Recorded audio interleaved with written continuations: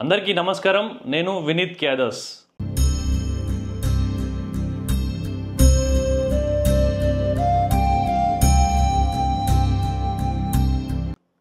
So రీసెంట్గా ఏదైతే మనం ఈ పహల్గామ్కి సంబంధించినటువంటి వీడియోస్ గురించి ఏవైతే చేసినామో సో అప్పటి నుంచి కొంతమంది కొన్ని కామెంట్స్ చేయడం జరుగుతుంది. ఏమని అంటే పీపుల్ స్టాక్ ఛానల్ పెట్టి స్టార్టింగ్లో కొన్ని డెవలప్మెంట్కి సంబంధించినటువంటి యాక్టివిటీ చేసిండు. తర్వాత వర్కౌట్ అవ్వకపోవడం వల్ల ఇప్పుడు హిందూ ముస్లిం గొడవలు సృష్టిస్తున్నాడని చెప్పి కొన్ని కామెంట్లు నేను చూడడం జరిగింది. సో దాని గురించి నేను మాట్లాడితే సో ఇది మన ఛానల్ పెట్టి ఆల్మోస్ట్ ఒక 1 year అయిపోయింది.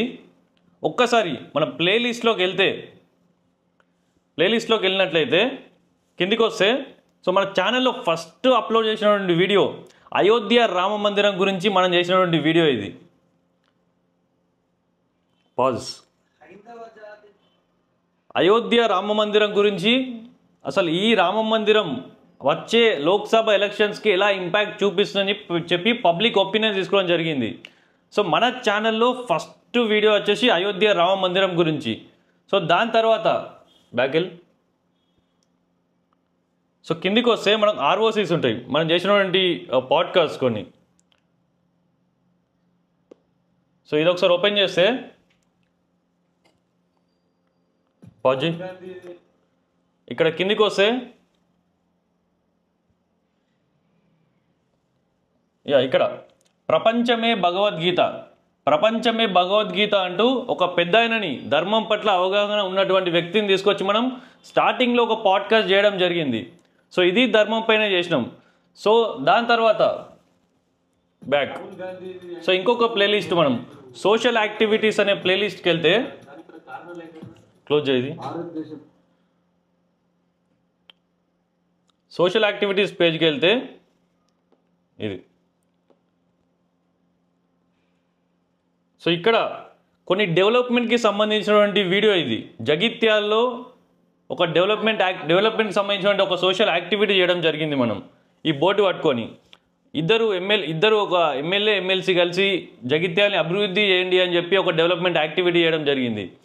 సో అంటే డెవలప్మెంట్ వీడియోస్ వర్కౌట్ అవ్వకపోవడంతో మళ్ళీ ఇప్పుడు రూట్ మార్చాలనే విధంగా అంటే ఎవరైతే పెట్టినారో సో వాళ్ళకి నిజాన్ని ఒకసారి తెలియజేద్దామనే ఉద్దేశంతో నేను ఈ వీడియో చేయడం జరుగుతుంది. సో నేను స్టార్టింగే దేశం గురించి ధర్మం గురించి వీడియో చేసిన. సో దాని తర్వాత సమయాన్ని సందర్భాన్ని బట్టి ఇక్కడ ఉన్నటువంటి జగిత్యాల ఉన్నటువంటి సిచ్యువేషన్ని బేస్ చేసుకొని నేను ఒక డెవలప్మెంట్ యాక్టివిటీ చేయడం జరిగింది. ఇంకా కంపేర్ చేస్తే నేను ఫస్ట్ వీడియో చేసేదానికంటే డెవలప్మెంట్కి సంబంధించిన వీడియో చేసినప్పుడు నాకు ఇంకా ఎక్కువగా వర్కౌట్ అయింది.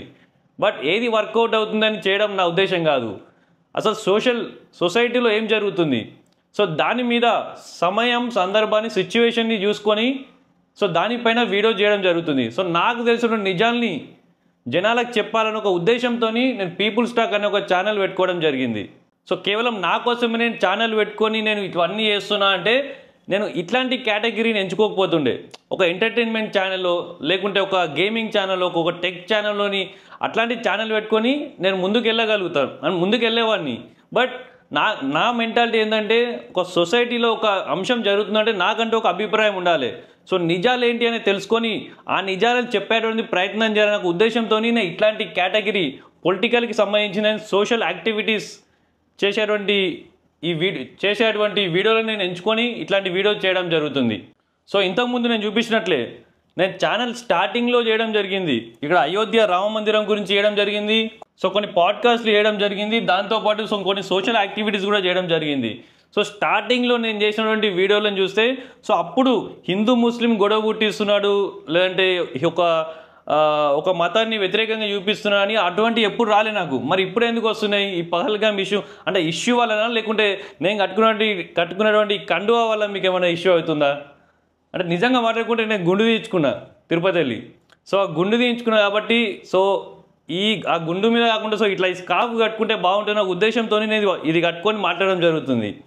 అండ్ నిజంగా మీకు దీంతోనే ప్రాబ్లం అవుతుందంటే మీకు డైజెస్ట్ అవుతలేదు అది. సో ఈవెన్ నేను గుండు తీయించుకోకపోయినా నిజంగా నేను ఒక హెయిర్ ఉండి కూడా నేను కట్టుకుంటా. వాట్స్ రాంగ్ ఇన్ ఇట్, తప్పేముంది? ఇది ఒక దేవునికి సంబంధించినటువంటి కండువా ఇది. సో ఇది కప్పుకొని మాత్రం నా ధర్మాన్ని నేను పాటిస్తున్నట్లు. సో అది మీకు డైజెస్ట్ అవుతలే కొంతమంది కంటే ఇట్స్ అప్ టు యువర్స్, అది మీకే వదిలేస్తున్నాం మీరు ఎట్లా తీసుకుంటారు ఏంది అనే దాని గురించి. అండ్ నేను చెప్పేటువంటి విషయాలు కూడా పహల్గామ్ కావచ్చు, ఇండియా పాకిస్తాన్ కావచ్చు, హిందూ ముస్లిం కావచ్చు, సో ఏవైనా నేను చెప్పిన ప్రతి ఒక్కటి ఏది కూడా కల్పించో లేకుంటే అబద్ధాలు ఎప్పుడు చెప్పలే. నేను ఏది చెప్పినా నిజమే చెప్పినా. పహల్గామ్లో జరిగినటువంటి దాడి గురించి చూసుకున్నా, అటాక్ ఎవరు చేసిళ్ళు, అటాక్ చేసినటువంటి టెర్రరిస్టు. ఆ టెర్రరిస్ట్ ఎవరు? ముస్లిం. ఏం ప్రాక్టీస్ చేస్తాడు? ఇస్లాంని ప్రాక్టీస్ చేస్తాడు. ఎవరిని టార్గెట్ చేస్తున్నారు? హిందువులను టార్గెట్ చేస్తున్నారు. సో ఇది రైటు.